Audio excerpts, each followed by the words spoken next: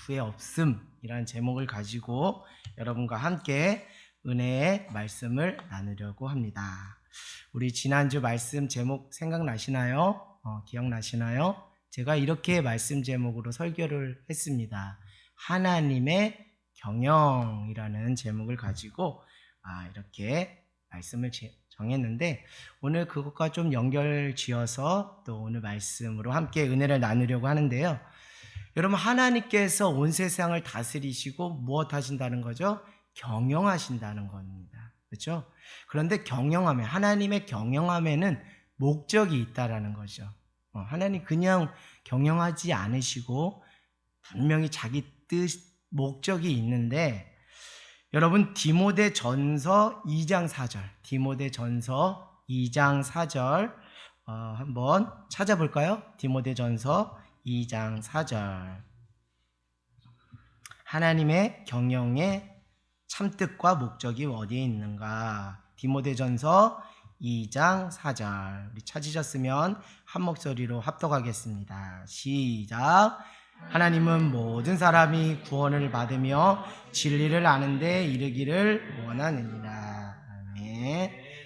하나님이 온 세상을 다스리시고 경영하시는 궁극적인 목적이 어디 있는지 디모데전서 2장 4절은 분명히 말하고 있죠. 다른 것이 아니라 모든 사람이 무엇 받기를 원하신다고요? 구원받기를 원하신다고요. 그래서 오늘도 하나님은 그 하나님의 구원의, 영구원의 그 열심을 가지고 온 세상을 다스리시고 경영하시는 거예요.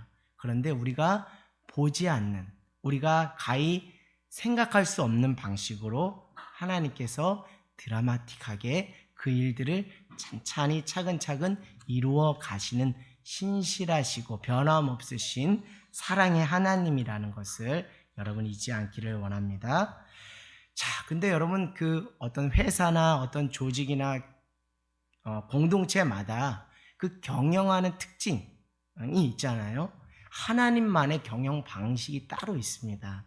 그것이 오늘 말씀에서 우리가 발견할 것인데요. 자, 우리 하나님의 경영 방식은 가히 인간의 생각을 초월한다라고 로마서 11장 33절에 말하고 있어요. 로마서 11장 33절. 우리 말씀 본문으로 다시 돌아가서 로마서 11장 33절. 제가 한번 읽어볼까요? 깊도다 하나님의 지혜와 지식의 풍성함이여 그의 판단을 헤아리지 못할 것이며 그의 길을 찾지 못할 것이로다. 아멘. 이 말씀에서 말하고 있어요. 사람의 생각으로는 도저히 하나님의 경영 방식을 알 수도 따라갈 수도 없을 만큼 하나님은 아주 독특하고 특별한 방식으로 영혼 구원의 그 일들을 이루어 가신다는 거예요. 그래서 오늘 특별한 하나님의 경영 방식이 오늘 말씀 본문에 나와 있는데요. 오늘 로마서 11장 11절 말씀 한번 읽어볼까요? 로마서 11장 11절. 같이 한 목소리 읽겠습니다. 시작. 그러므로 내가 말하노니 그들이 넘어지기까지 실족하였으나 그럴 수 없느니라. 그들이 넘어짐으로 구원이 이방인에게 이르러 이스라엘로 시기나게 함이라. 아멘. 오늘 여기에 하나님의 독특한 경영 방식이 있는데, 그 방식은 이방인들을 구원함으로 인해서 누가 시기나게 하신다는 거예요? 유대인이 시기나서 나도 하나님께 구원받아야지 하는 그 구원을 향한 몸부림치고 나갈 수 있도록 인간의 그 어떤 정서적 감정인 시기심을 자극하는 아주 독특한 구원의 방식을 택하신다는 것이죠. 여러분, 유대인이 도대체 어떤 사람이었길래 왜 이렇게 이방인들이 구원받는 것에 대해서 시기심을 갖고 있을까? 28절 한번 읽어보겠습니다. 28절이요. 시작. 복음으로 하면 그들이 너희로 말미암아 원수된 자요 택하심으로 하면 조상들로 말미암아 사랑을 입은 자라. 아멘. 쉽게 말하면 이스라엘 백성들은 어떤 민족이라고요? 선택받은 백성, 선택받은 민족, 선민인 거예요. 그런 선택받은 백성들이 오히려 구원받는 것이 아니라 이방인들이 구원받으니까 선택받은 그 유대인, 이스라엘 입장에서 배가 아파요, 안 아파요? 아프죠. 식이 나죠. 그래서 그 식이 남으로 인해서 도리어 다시 하나님께 나오는 그런 독특한 방식을 택하는 것입니다. 이 이스라엘 백성은 아브라함의 후손입니다. 아브라함이 하나님과 무엇을 맺죠? 언약을 맺어요. 그래서 언약 백성이에요. 선택받은 백성인데 그 하나님께서 온 인류를 구원하기 위해서 독생자 예수 그리스도를 보내주셨는데 그분을 받아들였나요? 받아들이지 않고 도리어 십자가에 달려 죽게 만들었어요. 그것에 열심을 낸 사람이 바리새인과 서기관입니다. 그렇게 하나님을 거부했는데 그 하나님을 거부했던 그들에게 전했던 복음의 실체이신 그 예수님을 누구에게 하나님은 도리어 전하게 하셨다고요? 이방인들에게 전하게 함으로 그 구원받는 이방인들이 구원받는 모든 광경 속에서 유대인들이 시기가 나서 어쩔 줄 몰라 그것으로 말미암아 유대인들 너희들도 이제 구원받는 구원의 자리로 나오라고 그런 방식을 택하신 것이라는 것입니다. 왜냐하면 그 구원의 은혜는 원래는 누가 누렸어야 되는 게 맞아요? 선택받은 우리 민족 이스라엘 유대인이 누려야 하는 것이 마땅한데 자신들이 불순종하고 거부함으로 유대인들에게 그 은혜가 임하게 되었다는 것이죠. 이게 여러분들에게 말씀드리면 하나님 경영의 독특한 방식이라는 거죠. 근데 또 하나님의 놀라운 경영의 방식이 또 있습니다. 우리 찾지는 않고 제가 읽어드릴게요. 디모데전서 1장 13절에 보면 내가 전에는 비방자요 박해자요 폭행자였으나 도리어 긍휼을 입은 것은 내가 믿지 아니할 때 알지 못하고 행하였습니다. 아멘. 오늘 여기서 내가라는 것은 누구를 말하는 거예요? 사도 바울을 말하는 거예요. 그러니까 사울, 그 극심한 박해자인 사울을 말하는데 그 사울을 하나님 어떻게 세우셨다고요? 로마서 11장 13절 말씀 같이 한번 읽어보겠습니다. 로마서 11장 13절 말씀. 자, 같이 한 목소리 읽겠습니다. 시작. 내가 이방인인 너희에게 말하노라. 내가 이방인의 사도인 만큼 내 직분을 영광스럽게 여기노니. 아멘. 예수 믿는 사람은 그렇게 박해하고 핍박하던 사울을 하나님께서 예정하시고 택하셔서 어디에 사도로 세우셨다고요? 이방인을 구원하는 사도로 세우셨다는 거예요. 여러분 이거 놀라운 경영 방식이 아닙니까? 저 같으면 먼저 예수님을 잘 믿었던 그 예수님의 12제자 중에 가룟 유다를 제외한 11명의 제자 중에 한 사람을 뽑아서 이방인의 사도로 세웠을 것 같아요. 그런데 하나님은 그 방식을 택한 것이 아니라 예수 믿는 사람을 박해하고 핍박하던 사울, 그 사람을 예정하시고 택하셔서 이방인의 사도로 삼으신 거예요. 그래서 이방인의 사도로 사도 바울이 부름받고 그가 전한 복음으로 이방인에게 구원이 전해지는 그 과정 속에서 누가 시기나게 하셨다고요? 유대인, 선택받은 이스라엘 백성이 시기나게 하셨다는 거예요. 야, 이거는 정말 하나님의 놀라운 경영 방식이기 때문에 우리 인간의 생각으로는 가히 상상할 수도 없고 따라갈 수도 없다라는 거예요. 제가 지금까지 말씀드린 것 두 가지입니다. 하나님의 독특한 경영 방식. 첫 번째, 선택받은 유대인들이 복음이신 구원자 예수님을 거부하자 이방인들을 구원하시면서 유대인들을 시기나게 하는 독특한 경영 방식을 투여하셨고, 두 번째, 예수님 정말 애시당초 정말 잘 믿던 사람, 그런 사람 택한 것이 아니라 비방자의 박해자의 폭행자였던 그 사도 바울을 이방인의 사도로 세우신 것은 하나님의 독특한 경영 방식이라는 거예요. 여러분 이제 말씀이 이해되시죠? 근데 여기서 그 하나님의 독특한 경영 방식, 구원의 그 방식은 여기서 끝나지가 않아요. 자, 우리 로마서 11장 29절을 한번 읽어보겠습니다. 로마서 11장 29절 같이 한번 읽어볼까요? 시작. 하나님의 은사와 부르심에는 후회하심이 없느니라. 아멘. 요 말씀을 보면 하나님은 뭐 하지 않는다고요? 후회하지 않는다는. 그럼 하나님 도대체 무엇을 후회하지 않으시는 겁니까? 물어볼 수 있죠. 그것은 28절 후반절을 보면 무엇에 대해 후회하지 않으시는가 라는 것을 알 수 있습니다. 자, 그것은 무엇이냐면 자, 우리 11장 28절 한번 후반절 한번 읽어볼까요? 자, 조상들로 말미암아. 자, 택하심으로는 시작. 택하심으로 하면 조상들로 말미암아 사랑을 입은 자라. 하나님께서 아브라함을 통해서 이스라엘 백성들을 어떻게 하셨다고요? 선택하셨다는 거예요. 근데 그 선택받은 백성이 하나님 속도 모르고 그렇게 속색이고 있는데, 그런 상황 속에서 29절에 하나님의 은사, 하나님의 선물과 자녀로 부르신 것에 대해서, 다시 말씀드리면 이스라엘 백성들을 선택하신 것에 대해서는 일도 무엇을 하지 않으신다고요? 후회를 안 하신다는 거예요. 놀랍지 않아요? 우상 숭배했죠. 또 온 인류의 죄를 대신 담당할 독생자 예수 그리스도까지 보냈는데도 그것도 거부하는 선택받은 이스라엘 백성들을 아브라함과 언약받은 언약 백성으로 삼으신 그것에 대해서는 일도 뭐 하지 않으신다고요? 후회하지 않으신대요. 놀랍지 않아요? 사람 같으면, 우리 인간 같으면 후회가 왜 안 되겠습니까? 내가 어떻게 자식을 키웠는데 부모 속도 모르고 그러면서 아이고 내가 저러려고 났나 하면서 후회와 그 안타까움이 밀려오는데, 하나님 오늘 정확하게 말씀하세요. 하나님의 은사와 부르심, 택하시고 자녀 삼으신 것에 대한 일도 후회가 없다.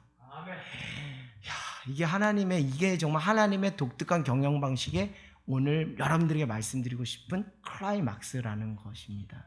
사랑하는 여러분, 하나님을 오늘 더 우리가 보기를 원합니다. 여러분, 그토록 조상 때부터 무엇하면서 속색했어요? 하나님 우상 숭배. 오늘 말씀, 우리 큐티 말씀을 보면 그 백성이 또 아론과 함께 짝짝꿍돼서 뭐 했어요? 금부치로 해서 무엇했어요?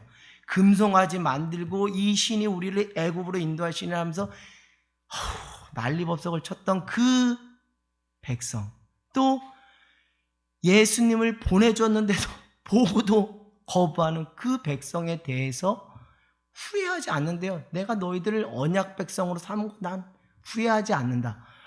하나님 쿨해도 정말 쿨하시다라는 생각을 하게 됩니다. 이것은 사람의 생각으로는 도저히 이해할 수 없다라는 결론밖에 나지 않는다는 거예요. 자, 여러분, 그런데 하나님께서 이스라엘 백성, 유대인을 선택하신 것을 후회하지 않으신다고 하면서도 이방인들을 구원함으로 왜 선택받은 이스라엘 백성들을 무엇하게 하셨다고요? 식인하게 하셨을까? 이런 질문을 던질 수가 있잖아요. 후회하지 않으셨으면 그냥 무조건 품으시면 되는데 왜 그 이방인들에게 눈을 돌려서 그들을 먼저 구원하심으로 선택받은 이스라엘 백성들이 왜 식인하게 하실까? 이게 뭔가 맞지가 않아요. 인간의 상식과 생각으로는 맞지가 않아요.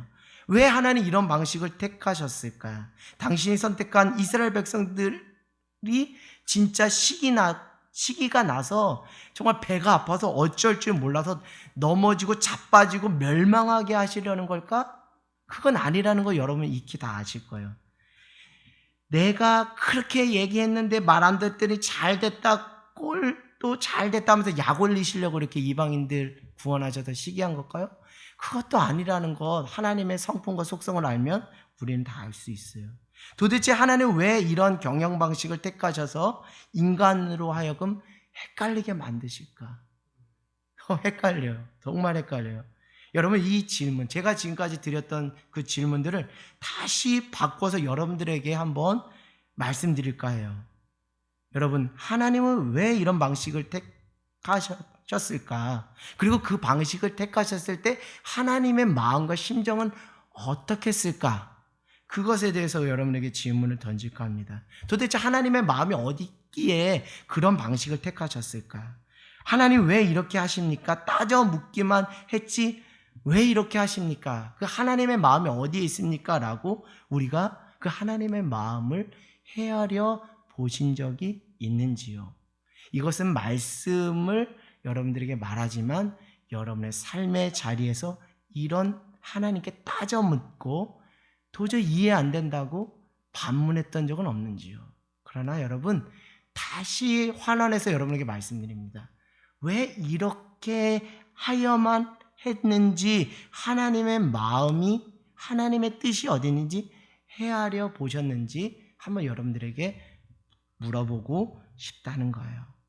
우리는 정말 하나님의 속도 모르고 너무 쉽게 판단하고 결정하지 않았는지, 정말 하나님의 뜻도 모른 채 너무 쉽게 내 생각으로 판단하고 결정하지 않았는지 우리에게 도리어 하나님은 되물으시는 거예요. 반문하는 우리에게 하나님은 도리어 질문을 돌려주시는 거예요. 저는 오늘 말씀을 준비하면서 제 입술에서 이 말이 툭 나왔습니다. 하나님의 말씀을 통해서 하나님의 마음이 조금씩 읽혀지기 시작하는 은혜를 경험한 제가 제 입술에서 이런 말이 나왔어요. 정말 오죽했으면 하나님 이런 방식을 택하셨을까? 정말 오죽했으면 하나님 이런 방식을 택하셨을까? 여러분, 제가 이 말씀을 하는 데 있어서 하나님의 마음이 제 안에 반영되었기 때문에 이 이야기를 할 수 있는 거예요. 하나님의 어투로, 하나님의 어조로 말씀드리겠습니다. 나의 선택받은 너 이스라엘아, 내가 너희를 정말 구원하고 싶은데 너희는 도무지 내 말을 듣지 않는구나. 나는 너희를 정말 구원하고 싶어서 나의 하나밖에 없는 독생자 예수까지 보내었는데 너희는 독생자 예수까지 외면하더구나. 나는 정말 너희들을 구원하고 싶었다. 나는 정말 너희를 구원하고 싶은 마음에는 지금도 변함이 없고 나는 너희를 택하여 나의 백성으로 부르고 세운 것에는 전혀 후회함이 없단다. 아멘. 제가 하나님의 말씀을 묵상하고 하나님의 마음이 조금이나마 읽혀져서 하나님 관점에서 하나님의 어조로 한번 이야기를 해보았어요. 나는 너희를 정말 구원하고 싶어서 너희 편에서는 도저히 이해할 수 없는 방식인 이방인들을 구원시키는 과정을 통해 너희들이 식이 나서 그 시간과 상황 속에서 이제서야 비로소 나의 뜻이 무엇인지 깨닫고 돌이켜서 복음의 실체이신 독생자 예수를 구원자로 받아들여 구원받기를 원한다. 이것이 나의 간절한 소원이다. 이렇게 하나님께서 말씀하시는 것 같아요. 선택받은 이스라엘 백성들을 향해서 이렇게 말씀을 하시겠구나라는 생각이 듭니다. 단순하게 말씀드리면 나는 너희들을 사랑해서 나는 너희들을 정말 구원하고 싶다. 너희들을 포기하고 싶지 않다. 너희들이 불구덩이에 들어간 것을 나는 원하지 않는다. 이런 거예요. 이런 이스라엘 민족 유대인을 향한 하나님의 마음이 담긴 구절이 있어요. 오늘 말씀 본문에 나오는데요. 31절 한번 읽어볼까요? 31절 같이 한번 읽어보겠습니다. 시작. 이와 같이 이 사람들이 순종하지 아니하니 이는 너희에게 베푸시는 긍휼로 이제 그들도 긍휼을 얻게 하려 하심이라. 32절이요. 시작. 하나님이 모든 사람을 순종하지 아니하는 가운데 가두어 두심은 모든 사람에게 긍휼을 베풀려 하심이라. 그러니까 선택받은 이스라엘 백성들이 말 안 들어도 시기나게 하셔도 결국 무엇을 베풀기 원하신다는 거예요? 긍휼을 베풀기 원한다는 거예요. 구원하기를 원하신다는 거예요. 32절에 모든 이스라엘 백성들이 순종하지 않은 가운데 그 가운데 가두어 두심도 그들을 멸망의 구렁텅이로 빠뜨리려는 것이 아니라 모든 사람에게 무엇을 베풀려 한다고요? 긍휼을 베풀려고 한다는 거예요. 여러분, 이게 하나님의 마음이에요. 이게 하나님의 마음이에요. 오늘 말씀 본문에 이스라엘 백성, 선택받은 이스라엘 백성들을 향하신 하나님의 마음이 여기에 담겨져 있습니다. 사랑하는 여러분, 여러분 진짜 그리스도인입니까? 여러분 진짜 그리스도인이세요? 여러분 진짜 그리스도인이세요? 하나님을 머리로만 알면 어떡합니까? 하나님을 마음으로 알아야죠. 하나님을 지식으로 알면 어떡합니까? 하나님의 마음이 어디인지 알아야 하지 않을까요? 하나님의 마음, 하나님의 마음. 이제 우리는 철이 들어야 해요. 이제 우리는 철이 들어야 해요. 신앙 안에서 철이 들어야 해요. 그리스도의 장성한 분량까지 자라가야 합니다. 하나님의 마음을 아는 철이 든 하나님의 자녀가 되기를 간절히 소망합니다. 여러분, 하나님의 마음을 헤아릴 줄 아는 사람, 하나님의 마음이 어디에 있는지 아는 자가 진짜 그리스도인이에요. 진짜 그리스도인이에요. 하나님의 마음을 알아가는 저와 여러분 되길 원해요. 하나님의 마음을 아는 성숙한 그리스도인, 하나님의 마음을 이전보다 더 알아가는 그 모든 일련의 과정이 성화되어져 가는 과정이라는 거예요. 여러분, 성화라는 것이 어떻게 이해될지 모르겠지만 성화되면 성화될수록, 연글면 연글수록 하나님의 마음이, 나를 향하신 하나님의 마음이 이런 거였구나. 저렇게 아직도 하나님 속도 모르고 속삭이는 저 영혼을 향하신 하나님의 마음이 이렇겠구나라는 것을 더 알아가는 거예요. 그것이 하나님을 알아가는 진짜 그리스도인의 모습이 아닌가라는 생각이 들어요. 여러분, 인간은 어떤 존재입니까? 인간에 대해서 실망스러운 얘기를 좀 여러분들에게 해드릴까 해요. 인간은 무조건 자신의 편에서 생각하는 경향이 있어요. 자기에게 유리한 쪽으로 생각한다는 거죠. 인간은 자기에게만 관대해지려는 경향이 있어요. 어떤 상황이든 인간은 무조건 자기에게 유리한 쪽으로 해석을 해요. 그것은 믿는 그리스도인도 예외는 아니라고 저는 봅니다. 그런데 더 안타까운 것은 사람과의 관계에서 이것을 적용하면 그나마 괜찮을 텐데, 하나님과의 관계 속에서도 인간은 여전히 자기에게 유리한 쪽으로 해석을 해요. 그래서 그것이 해석이 안 되면 오늘 말씀, 큐티 말씀 본문처럼 우리 안에 또 다른 하나님, 그 하나님을 만들어요. 그러나 실상 그 하나님은 내가 만든 가짜 우상이에요. 그리고 우리는 내 삶의 자리에서 따지고 반문합니다. 하나님, 그렇게 하는 것이 최선이셨습니까? 하나님, 그렇게 하는 것이 나를 위한 것이었습니까? 하나님, 내가 하나님을 위해서 어떻게 했는데, 하나님, 나를 위해서 내가 하나님에서 어떻게 했는데 나에게 이렇게 하십니까? 그것은 왜 이런 고백을 할 수 있는가? 그것은 인간의 편에서 자기에게 유리한 쪽으로, 자기 관점에서 말하기 때문이에요. 누군가가 그렇게 이야기더라고요. 내 안에 우상이 있다는 거예요. 내 안에 우상이 있다는 거예요. 그 우상은 무엇이냐면 자신이라는 거예요. 언어 유희에 해당할지 모르지만 뼈 있는 얘기입니다.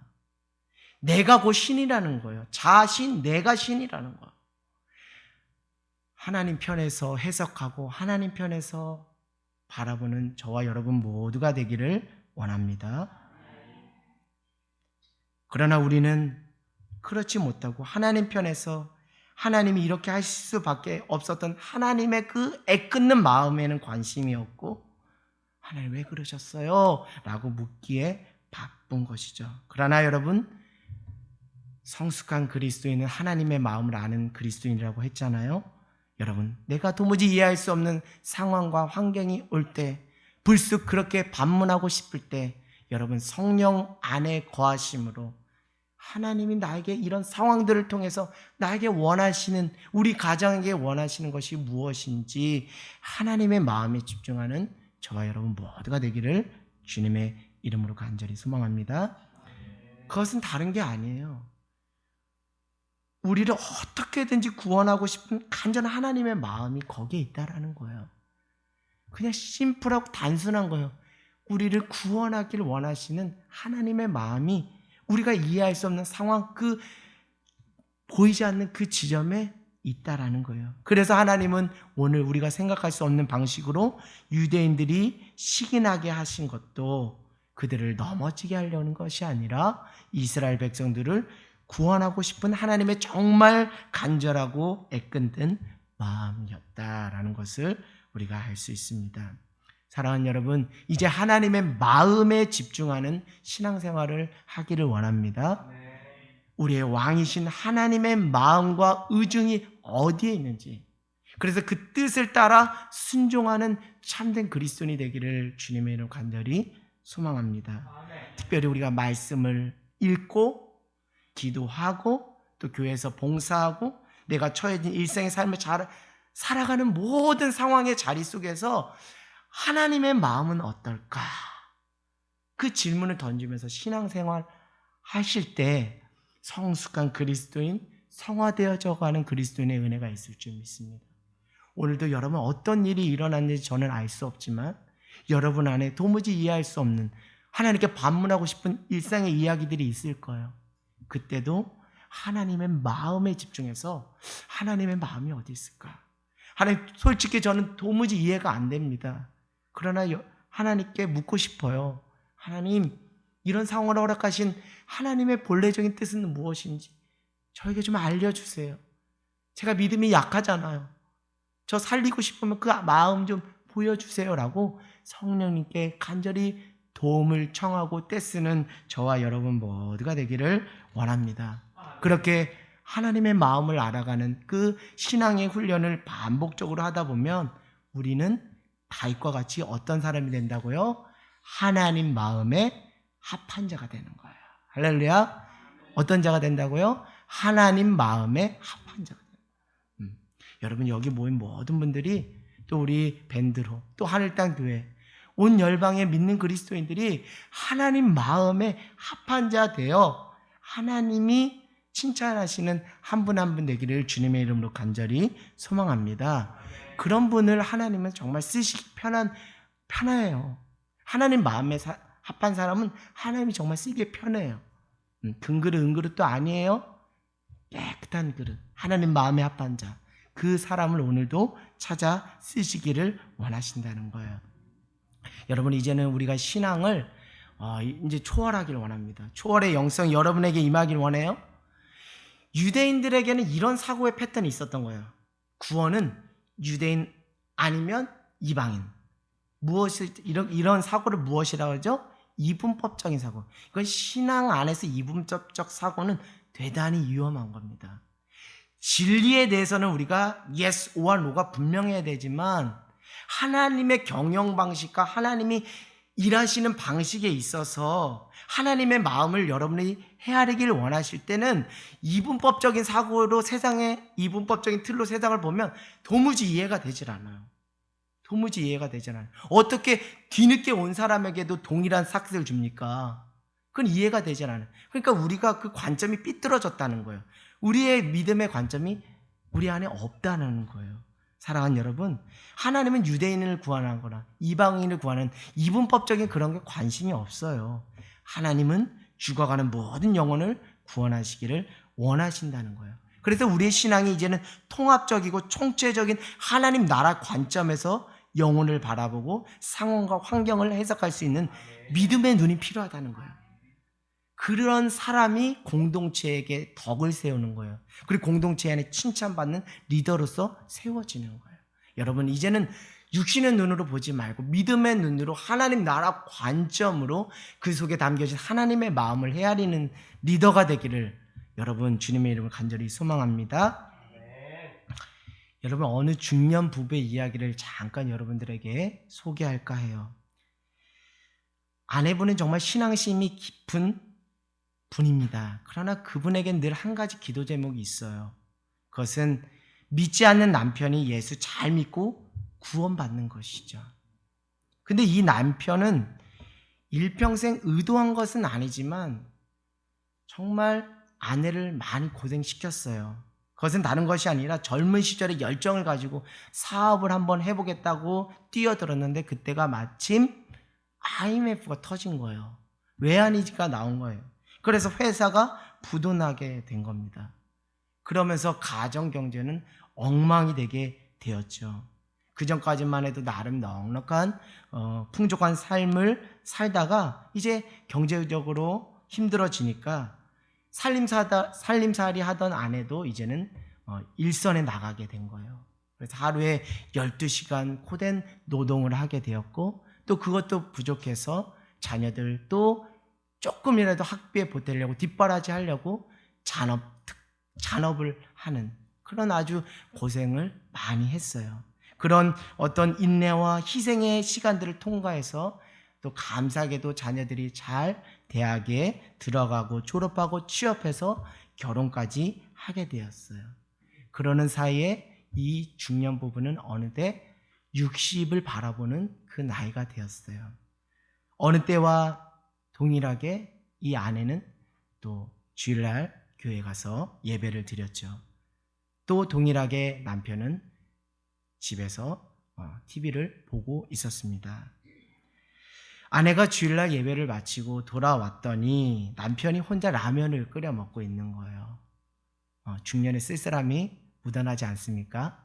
근데 설거지도 혼자 잘 하더라는 거예요. 그러니까 신앙적인 걸 빼고는 남편이 아내를 그렇게 속삭이는 분은 아니셨다라는 거예요. 그래서 이제 설거지까지 다 하고 입가심으로 소파에 앉아서 커피 한 잔을 마시는 찰나에 아내가 오게 된 거예요.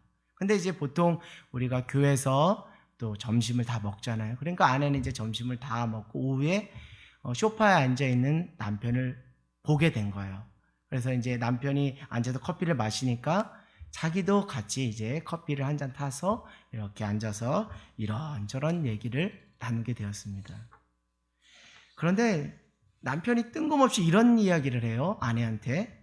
여보, 왜 나랑 결혼한 거 후회 안 해요? 이러는 거예요. 남편이 뭐 철이 들었나? 아내에게 여보 나랑 결혼한 거 후회하지 않아요? 이러는 거예요. 그러자 아내는 잠깐 깊은 생각에 빠지더니 금세 씩하고 가볍지만 깊이 있는 미소를 지었어요. 지금에서 후회한들 무슨 소용이 있어요? 이거 결혼 물릴 수도 없는데 다 지나간 일인데 나는 당신 만나 결혼한 거 후회하지 않아요 하고 깔끔하게 남편에게 말했어요. 아내가 이렇게 말할 수 있는 것은 인간적으로 말한 것이 아니라 남편의 모든 부분들을 품었기 때문에 거기서 녹아져 나오는 이야기였습니다. 아내가 이렇게 말할 수 있는 것은 다른 것이 아니라 자신이 섬기는 교회 목사님께서 예전에 해주신 설교 말씀이 생각났기 때문입니다. 그것 또한 성령님께서 기억나고 생각나게 하셨죠. 그 말씀이 오늘 우리가 함께 나누는 이 말씀입니다. 로마서 11장 29절 하나님의 은사와 부르심에는 후회하심이 없느니라. 목사님이 이 말씀 구절을 가지고 성도들에게 이렇게 말씀하셨다고 해요. 사랑하는 여러분, 하나님께서는 여러분이 비록 부족하고 죄된 모습 가운데 살아간다 할지라도 여러분을 자녀 삼으신 것에 대해서는 전혀 후회함이 없으세요. 왜냐하면 하나님의 사랑은 변함이 없기 때문입니다. 왜냐하면 하나님은 신실하신 분이시기 때문입니다. 하나님은 여전히 여러분을 포기하지 않으시고 사랑으로 품고 계십니다. 이제 우리를 자녀 삼아주신 것에 대해서 특별히 자기 아들을 십자가에 내어주시면서까지 우리를 자녀 삼아주신 것에 대해서 하나님은 전혀 후회하지 않으시고 계세요. 그것이 하나님 우리에게 베풀어 주신 하나님의 사랑이며 하나님의 은혜예요. 이제 우리가 살아갈 일은 이 하나님의 사랑과 은혜에 보답하며 사는 거예요 라고 목사님께서 말씀하셨다는 거예요. 이 말씀을 듣고 아내는 이 말씀이 성령 안에서 자신에게 삶의 자리에 이렇게 적용되었다는 거예요. 하나님은 아내인 나를 자녀 삼아 주신 것에 후회가 없으시다고 하셨지? 그럼 나도 하나님이 그토록 구원하기를 원하시는 내 남편 만난 것 후회하지 말아야지 라고 생각하게 되었다는 거예요. 그래서 이 말씀을 설교를 듣고 나서 그 이후부터는 절대 남편 만나 고생한 것, 이 남자 만나 정말 지질이 고생한 것에 대해서는 일도 후회하지 않게 되었다는 거예요. 신앙으로 이미 넘어선 거죠. 신앙으로 이미 승화해 버린 것이죠. 왜냐하면 하나님께서 내 남편도 포기하지 않고 구원하기를 원하시는 하나님의 마음을 깨달았기 때문이에요. 할렐루야. 그걸 알았기 때문에 후회하지 않아 라고 이야기했어요. 아내의 이런 놀라운 말에 남편은 감동을 받았습니다. 여러분, 중년 남성이 울기 시작하면 멈춰지지가 않아요. 소방차가 와서 불을 끄려 해도 끌 수가 없어요. 주체할 수가 없습니다. 왜요? 그동안 억눌렀던 그 감정이 다 터져 나오기 때문에요. 여러분, 울어야 삽니다. 우시는 게 좋아요. 그래서 남편이 막 눈물을 흘리기 시작하는 거예요. 막 뚝뚝뚝. 다 큰 남자가 라면 끓여 먹고 설거지하고 커피 한잔 하다가 몇 마디 나누다가 이렇게 소파에서 축 처져서 이렇게 우는 모습 상상해 보셨습니까? 네. 그런 상황이 펼쳐진 거예요. 왜냐하면 남편은 늘 마음에 짐이 있었어요. 나 만나서 저 여자가 고생했는데, 내가 무능해서 저 여자 고생시켰는데 하는 수치심과 죄책감에 억눌려 살았어요. 그런데 아내가 나는 당신과 만나 결혼한 것을 후회하지 않아요 라고 그렇게 말해줘서 그 수치심과 죄책감에 그 짓눌렸던 마음의 짐이 이제는 어떻게 됐다고요?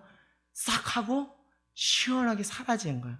그러면서 그 찰나 순간에 막 눈물이 펑펑펑 쏟아지기 시작한 거예요. 남편은 아내를 통해 하나님의 사랑을 깨닫게 된 거예요. 결국 그토록 교회 안 나가고 그토록 예수 믿는 것을 거부하던 그 남편이 아내의 그 한마디에 녹아져서 하나님의 끈질긴 사랑에 감동을 받아서 교회에 나가 하나님을 예배하고 믿음의 사람으로 세워졌다는 이야기입니다. 사랑하는 여러분, 후회가 밀려오지 않습니까? 한숨밖에 나오지 않습니까? 사람 보지 마세요. 사람 보지 마세요. 환경 보지 마세요. 하나님만 바라봅시다. 나를 위해 독생자 예수를 십자가에 내어주시면서까지 자녀 삼아주신 것에 전혀 후회함이 없는 하나님의 변함없고 신실한 그 사랑에 집중하는 저와 여러분 모두가 되기를 원합니다. 여러분의 모습이 말이 아니에요. 그러나 하나님은 후회하지 않으세요. 정말 사랑하세요. 변함이 없어요. 신실하셔요. 끈질기게 포기하지 않고 여러분을 끌어안으세요. 그 사랑에 녹아지시라니까요. 그 사랑에 녹아지시면 넘어서지 못할 것이 없다라는 것을 깨닫게 됩니다. 할렐루야. 예수님께서 십자가에 달려 돌아가시면서 이렇게 말씀하셨어요. 다 아시죠? 누가복음 23장 34절 제가 읽어드릴게요. 이에 예수께서 이르시되 아버지 저들을 사하여 주옵소서, 자기들이 하는 것을 알지 못하니이다 하시더라. 그러니까 예수님께서 십자가에 달려 돌아가시면서 온 인류의 죄를 대신 십자가에 담당하시면서 전혀 자신이 죽는 것에 대해서 무엇이 없었다는 것을 보여주는 말씀 대목이라고요. 후회함이 없다라는 거예요. 왜요? 후회함이 없기 때문에 무엇 할 수 있는 거예요? 저들이 하는 것을 알지 못합니다. 저들을 용서해 달라고 할 수 있는 거잖아요. 내가 하나님의 뜻에 순종하여서 온 인류의 죄를 대신 지고 십자가에 달려 죽는 그 죽음의 자리에서 이 고백을 했다는 거예요. 그것은 예수님이 온 인류를 위해서 자신을 십자가 내어주시는 것에 대해서는 전혀 후회함이 없다라는 거예요. 결국 하나님은 우리를 구원하시려는 구원의 의지에는 변함이 없으셨다는 것을 예수 십자가 그 현장 속에서 우리는 발견할 수 있는 것이죠. 하나님의 구원의 의지는 오늘도 변함이 없으셔서 한 영혼을 구원하고 싶어 하신다는 것을 우리가 예수 십자가 그 현장에서 발견할 수 있어요. 다시 말씀드리면 그 예수 십자가의 그 현장에서 내가 너희를 위해서 독생자 예수를 내어준 것에 대해서는 전혀 후회함이 없다라는 것을 예수님께서 하나님을 대신하여서 온 인류에게 선포하신 거예요. 할렐루야. 그 말씀을 우리가 오늘 로마서 말씀을 통해서 나누고 있는 거예요. 여러분, 이렇듯 우리는 후회가 없으신 하나님의 놀라운 사랑을 받은 자입니다. 내가 무엇이기에 후회하지 않으시고 나를 사랑해 주십니까? 우리가 무엇이가 한데 주께서 우리를 생각하십니까? 하나님은 오늘도 여전히 우리를 사랑하세요. 하나님은 오늘도 한 영혼을 향한 사랑을 포기하지 않으십니다. 하나님은 오늘도 한 영혼이 죽게 돌아가기 위해 후회함 없이, 정말 후회함 없이 기다리고 계십니다. 아멘.